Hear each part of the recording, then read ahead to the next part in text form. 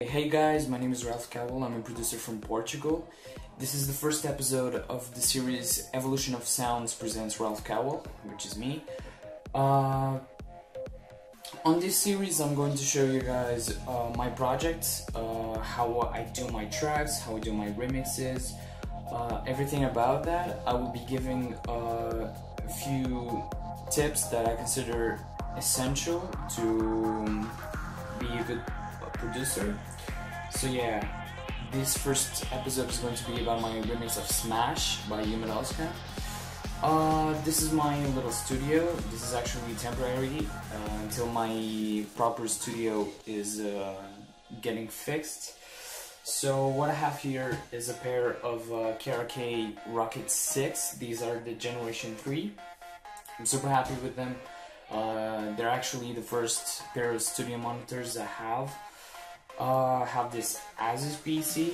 That's it's enough. It's not perfect, but it's enough. And I'm using FL Studio. I'm still using the 10, FL Studio 10, because it's the one I started producing with. So I hate the design on the version 11, so I'm still using this one. And yeah. Let's do this.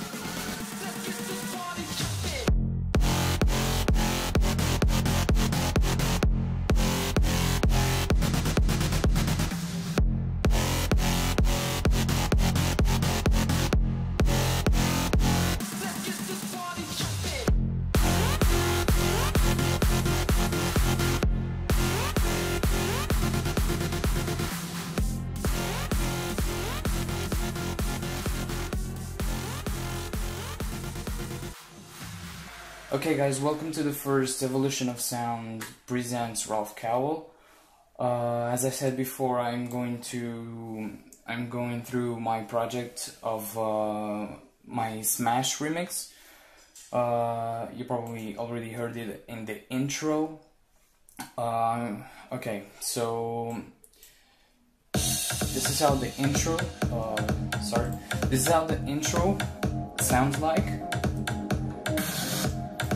As you can see, I sampled the melody part from the original track, and I have different slices of the original track, so I can play around with different elements of the track and make an original intro from that.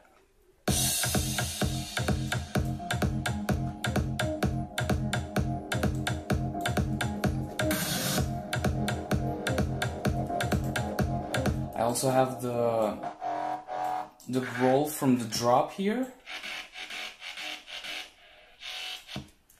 It's everything filtered and automated, so you hear it coming up, so it progresses as the intro goes. Yeah, that's basically it. As you can see, different elements.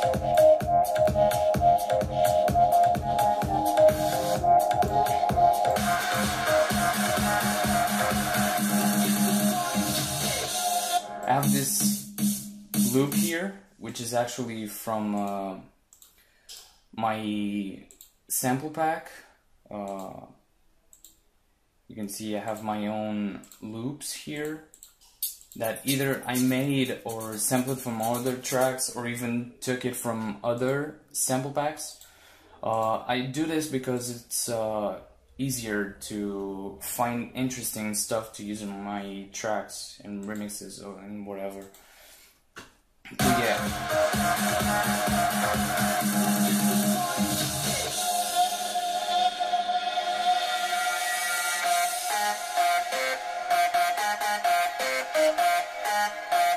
This is the original bit of the original track. I have a few crashes here and snares from the original track. You see, when I make a remix like this, I really like to slice everything, every section, and try to mess around with it to make it interesting. I don't want to be the kind of guy that when remixes a song just puts a different drop in it. I mean, that's kind of boring. But yeah, in the drop, if you guys noticed it, it's not the original build-up. Sorry. So this is actually the bit of the original track that is right after the intro, and it sounds like this.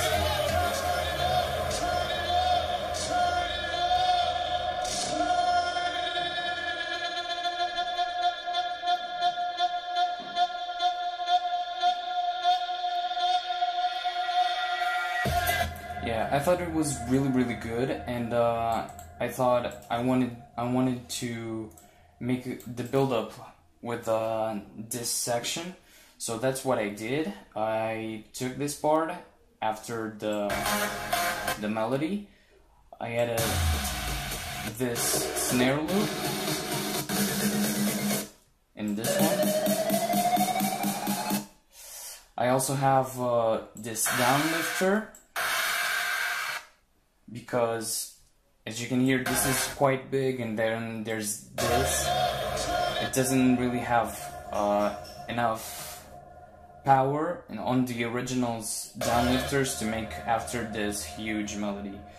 So that's what I did. Then I filtered the drop here and automated it, so you see it's coming up. And then I have the original vocal here, and added this fill with this snare. I love this snare. Okay, this is it.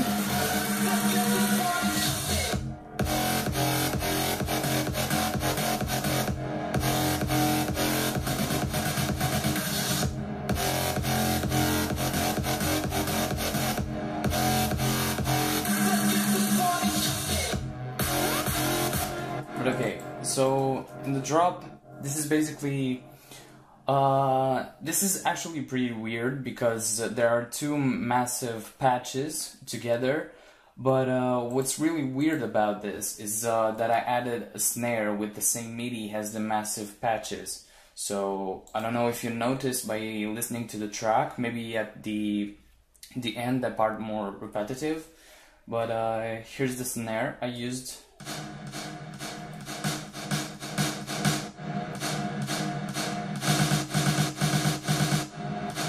It's a really simple snare, just put a lot of reverb on it. As for the massive patches, I used this massive growl here.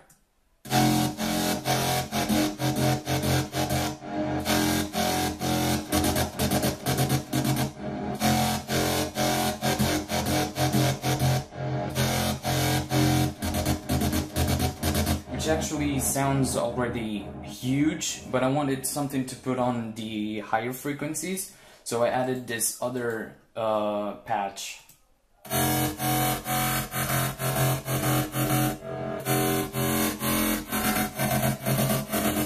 And you can actually feel that it's really different, instead of having just one, having both. So I'm going to alternate between both together and alone, and you guys are going to spot the difference.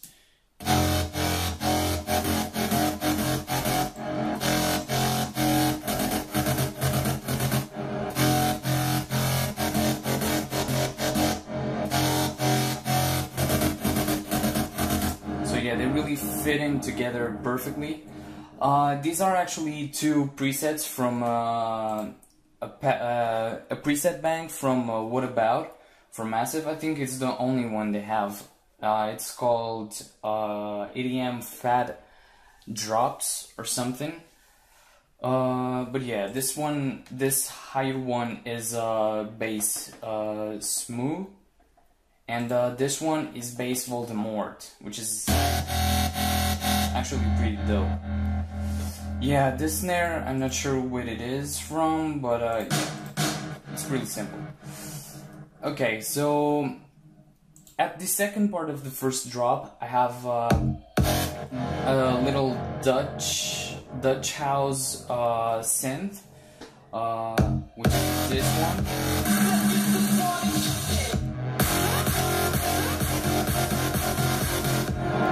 That sounds really fat, but it's actually super low. Oh, wait.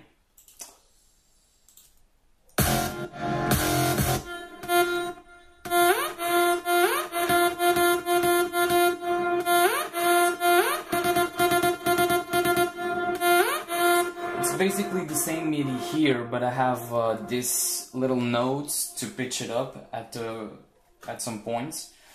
But yeah, it gives a lot of more action, and the drop becomes a lot more aggressive when this comes in.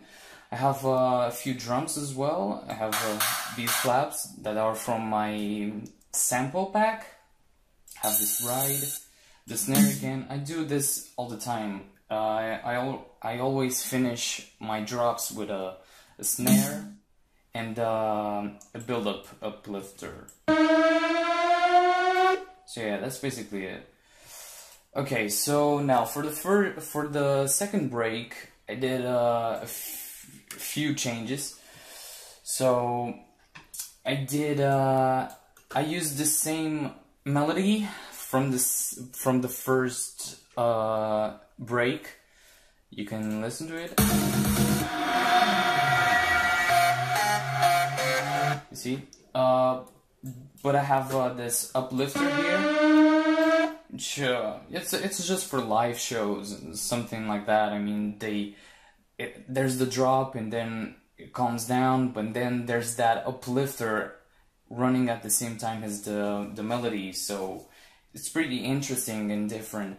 So then I have this snare loop. And then it goes for the big chords from the second break. So it sounds more or less like this.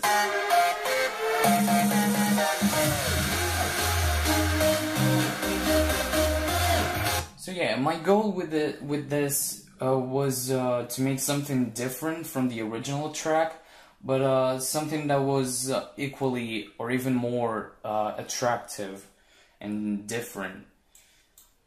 So yeah, on the second build-up, I used the original build-up because I really wanted a long build-up, but I added this crash thing. It's actually something that I heard this in a lot of tracks, but the one from Carnage, Krakatoa, I think it really gives something special to the build-ups. So you have your snare, but you put a crash on a slower rhythm. So here, at the end, your snares are crazy, but then there's this crash that is slower. So it gives... It's interesting, so I tried that. I never did that before, and I thought it would be cool if I did on this one. For the second drop, I used 2 different leads on top of the first drop that are this one. I think it's filtered, but okay. So there's the Dutch lead.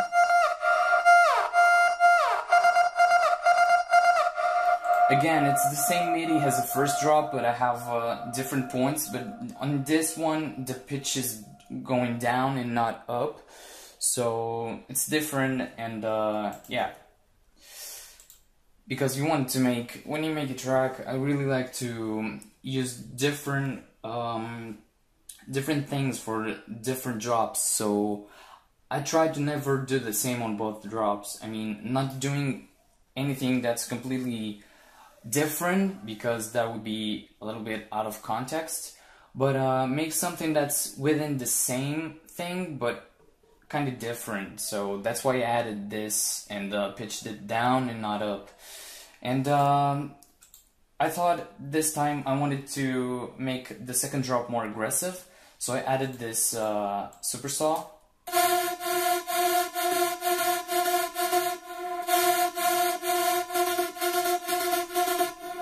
which is on silent. I use silent for, I think I use silent all the time for big saws. I think it's easier than there, and for stuff like plugs, I usually use Spire, and for drops I use Massive. So yeah, I use one of those for each element of the track. But yeah, sometimes I grab a plug from a Massive bank and change everything, but it's usually what I use for. But yeah, then on the second drop, it sounds like this.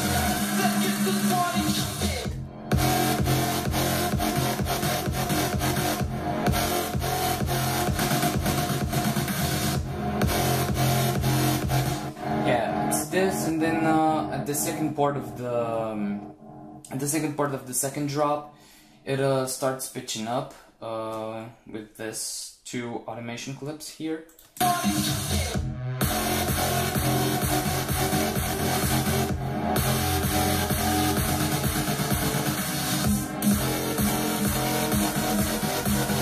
And again, the build-up uplifter and the snare loop again. As I said, I do this all the time. I think it's easier to then calm everything down and start a break, and or an outro. So yeah, finally in the outro, what I did was again sampled the melody and filtered it, and add a few stuff from the intro. Like this percussion loop that is actually from my library, but from my own sample pack. The kick, and a really good tip if you're having a hard time passing through from a drop to an outro is this. What I usually do is there's in the intro, there's the second part of the intro, which is harder. So my advice would be start the outro with elements from that hard part. Like here on the intro, I used at the second part of the intro, I used the hi-hats. So that's what I try to make. Use the second part of the intro in the first part of the outro. Actually, the big kick as well, it's there. So yeah, another tip from transition between a drop and the outro is use the drop and but lower the volume and filter it. So, and also if you have something pitching up from the drop, pitch it down on the outro. So that's what I did here. Take a listen.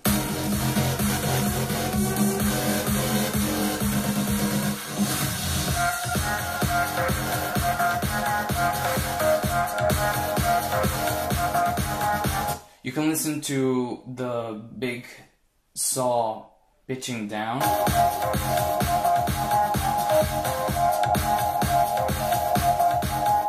And becoming more filtered and more closed.